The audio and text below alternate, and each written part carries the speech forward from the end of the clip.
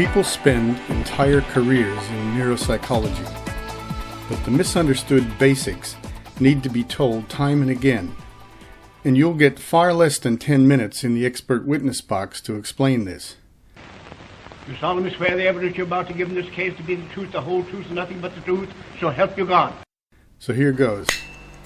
Neuropsychometric tests are not IQ tests, although IQ tests may be used as neuropsychometric tests. So what's the difference? They elicit and challenge subtle brain dysfunction. Test-taking behavior is measured as much as the actual performance. Gaps and contrasts are the target, more than the scores. Base rates and norms target deficits rather than strengths. They work on joint probabilities rather than individual test sensitivity. The more subtle the problem, the more sensitive the test needed to detect it. In a hospital, the onus of proof is not on the patient. Absence of evidence is not evidence of absence. But as soon as that patient enters a courtroom, the rules reverse. So you can see that outside the hospital, it's a legal game, not a scientific game. In this 10-minute overview, we're bypassing complex neuroanatomy for several reasons. Number one is that it won't help you much. Psychometrics is a statistical discipline. And number two, because you may not get medical textbook referrals. You'll likely get cases where the damage is subtle, questionable, and there are other possible causes. Deeper probing is not the answer. Turn up the signal and you only get more noise. Contrasts and joint probabilities are your tools.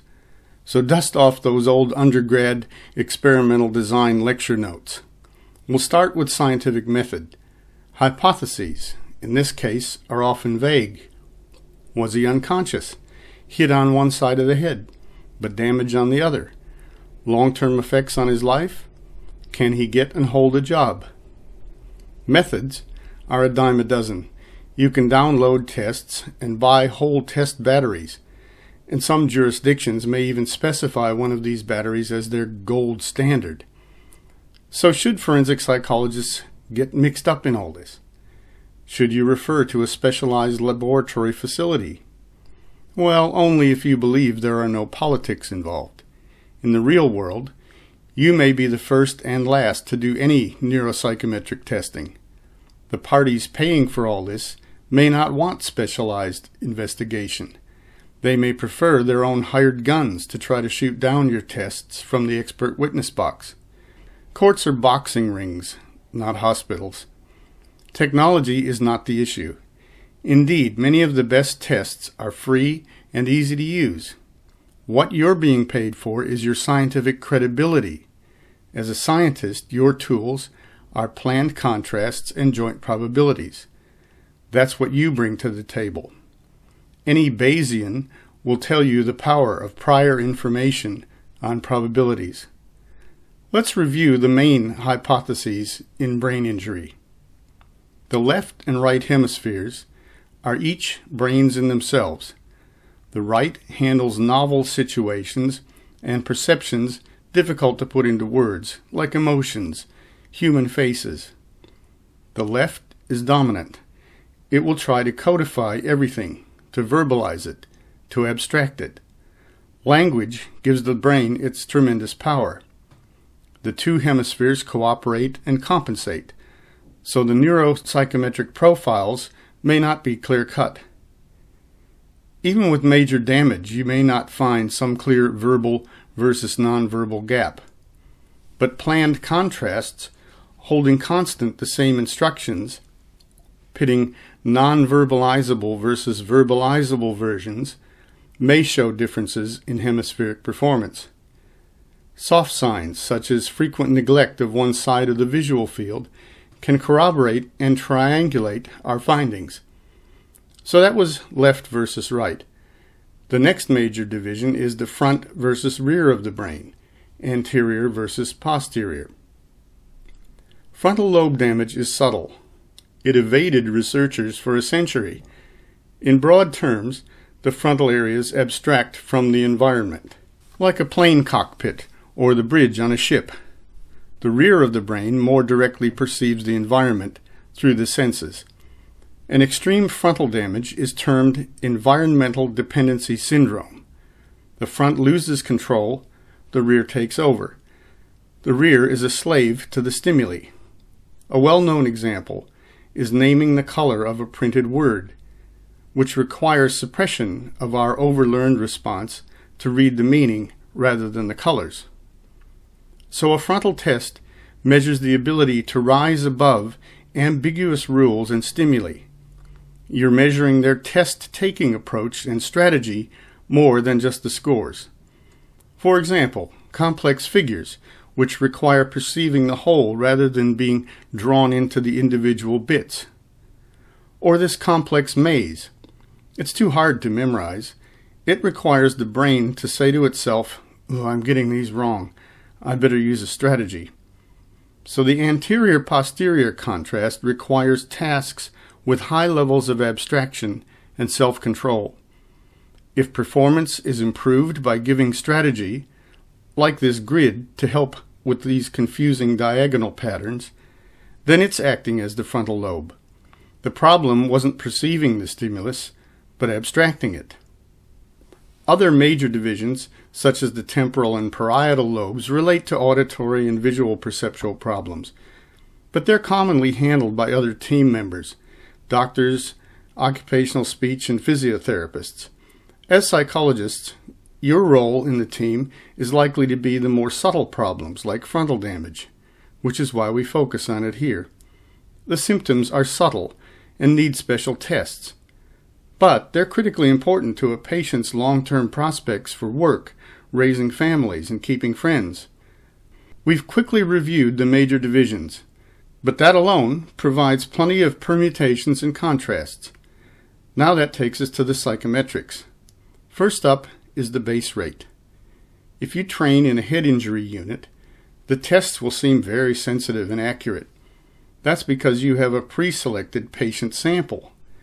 If 90% are severely head injured, you may as well toss away the tests and just declare them all as damaged. Tests will only add false negatives. Conversely, if you work in recruiting, and they're expecting you to pick up on that 1 in 1,000 major disaster, no test has that level of reliability. Tests are optimal in the uncommon 50-50 setting. Turning up the test sensitivity with probing interviews in a low base rate condition usually only adds noise and false positives. And the laws of math that apply to tests also apply to interviews. Probing interviews are a great source of false positives to intrigue the court. Test evidence can be presented in several ways.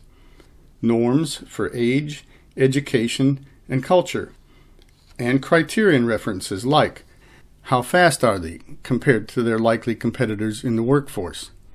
What is their actual memory span? How do they handle complex input? These are traditional. Where neuropsychometrics departs is looking at gaps, usually between what the patient was like before their injury and after.